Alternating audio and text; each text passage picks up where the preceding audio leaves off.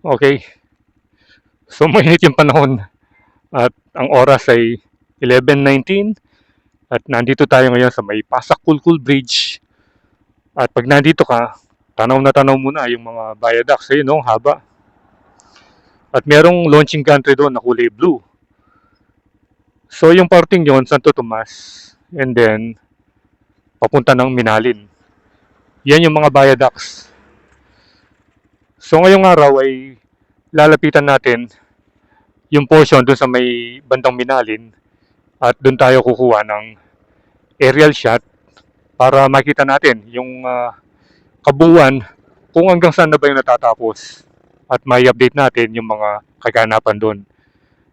Diyan sa may Minalin Viaducts ng NSCR Construction. Naglulundagan yung mga isda oh. Ayun, dito pala papunta yung tubig. Dito yung Agos. Akala ko papunta ron. So, tara, puntahan natin. Para makunan natin ang malapitan. Kasi medyo malayo pa rito eh. Mas maganda doon para at least matutukan natin na maayos. Barangay San Isidro.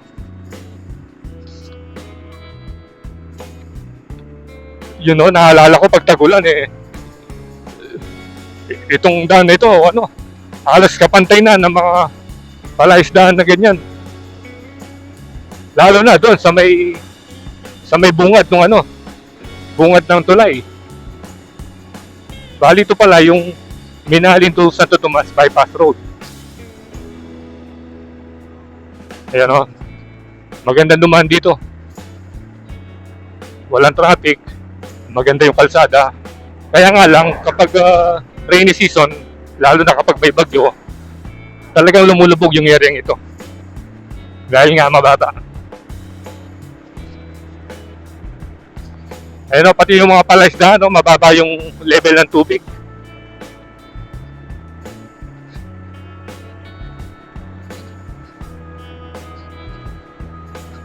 Ang haba na dito, ang gandang pagmasdan. Uy, ang daming ang dami nila oh.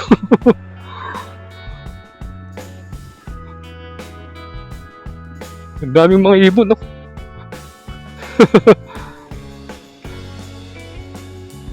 Picturean nga natin. Dami.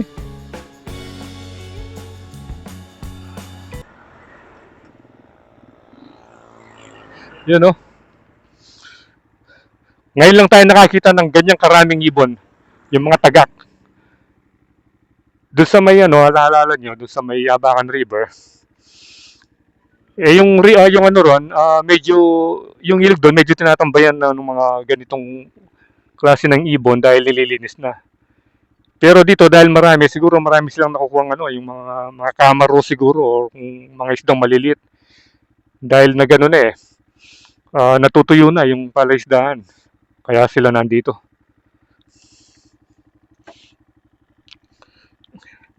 Picture muna tayo rito.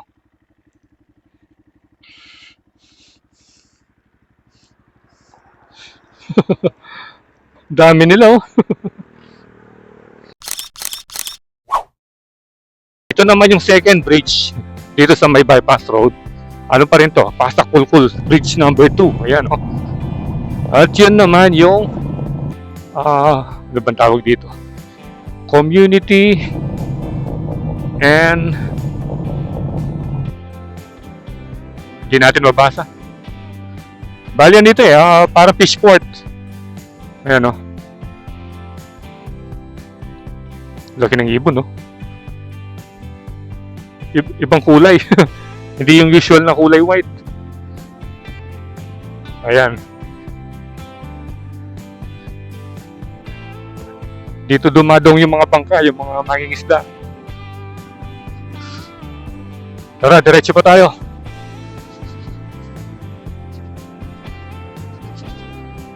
Malapit na rito yung mga viaducts. Kaliwa na tayo rito. Dito sa harapan ng chapel. Ano bang pangalan ng chapel? Walang pangalan. Naku, bawal yata yung truck dito eh. Ito na yung steel bridge oh. Anong nangyari? Matraffic?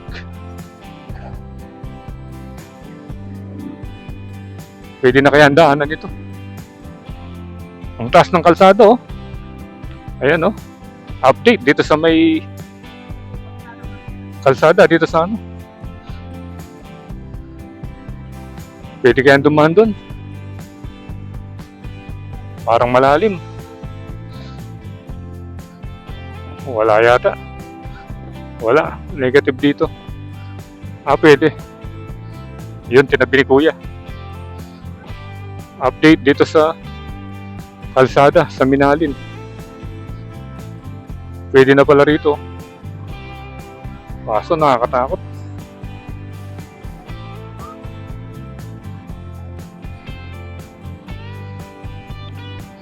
Makakadaan kaya tayo rito.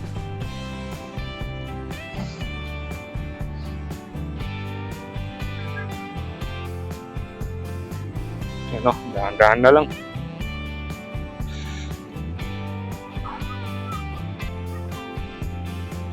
Yun, dito. Nagsisimento sila.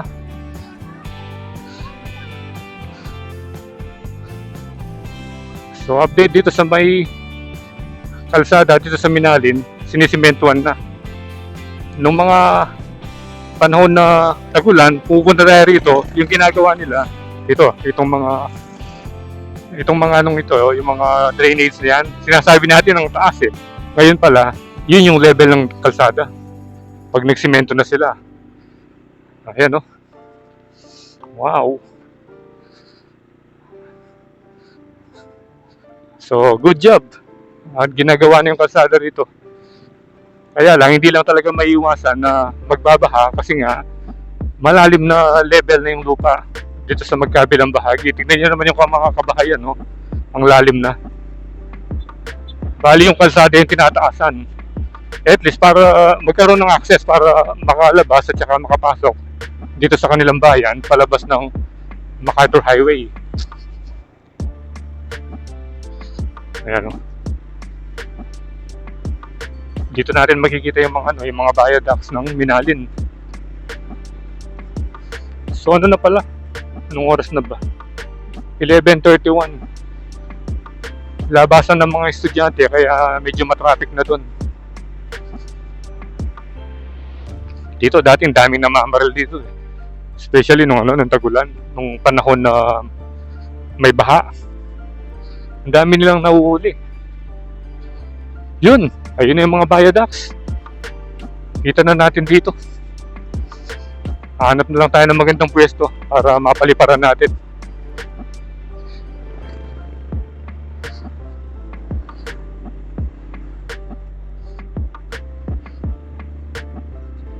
Bali simula doon, simula dito, nasimentuan na hanggang doon sa portion ng malapit sa school.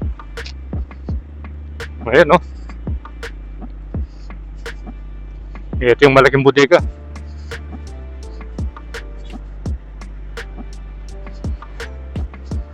Ano kasi pangalan nito? Ito, Unload Metal. Yun. Kita na natin. Hanap na lang tayo ng pwesto. Minute pa naman. Minute. Yan. Try natin dito.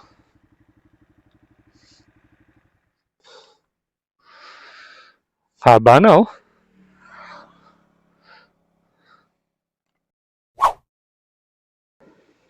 So dito rin tayo nakahanap ng pwesto dahil mas mainit doon. At ito nga pala yung kanilang yung details nila sa Malolos. Ito project. Malolos to Clark Railway Project Contract Package and the 01 Viaduct, Kalumpit and a Pallet Station. Ayan. At may nagko-cost ito ng 35 billion. 210,279,665 pesos. And implementing agency, DOTR. Location, Malolos, Bulacan to Minalin, Pampanga. Development partners, Philippine National Railways. Contractor Supplier Joint Venture of Hyundai Engineering and Construction Company Limited, Mega Wide Construction Corporation, Dongha Geological Engineering Company Limited. Duration niya 84 months. So tara, paliparan na natin. Ito pala, 16.98 kilometer of elevated viaducts with 3 balanced cantilever bridges. At meron siyang 3-story station at Kalumpit and 2-story station at Apalit. And then other buildings include 4 substation, 3 signaling houses, and 4 battery posts. Yan. Try natin pumasok doon. Mag-usap tayo dun sa guard kung papapasukin tayo.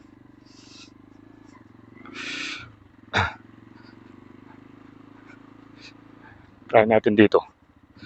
Tanungin natin si guard. May daan dyan, sir? May daan? Papuntang Apalit? Hindi pwedeng sumilip hanggang doon? Ha? Bawal? Ina-update ko lang ito eh. Yung NSCR, hindi pwede.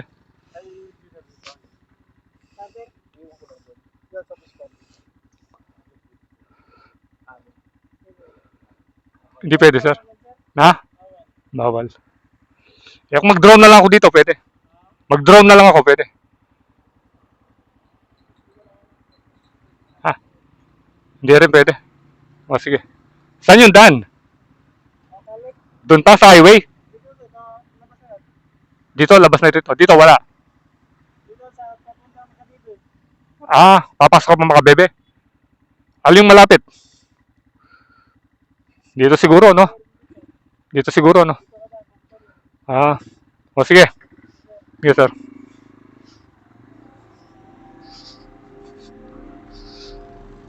Maigpit, ayaw.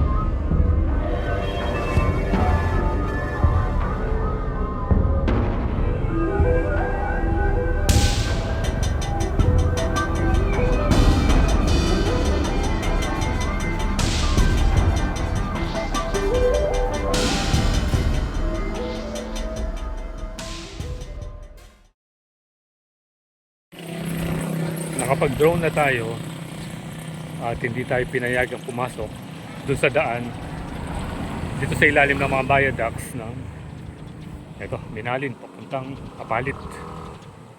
So at least nakita natin yung mga aerial view niya at parang walang masyadong nagtatrabaho, pero tapos na yung mga sidings niya, yung mga concrete parapet wall. Yan. So yan muna yung update dito sa may Minalin Viaducts, dito pa rin sa bayan ng Minalin. And update ko kayo sa mga susunod na araw. So again, drive safe always, Kabayan. See you when I see you, and Kuya Landas is signing out.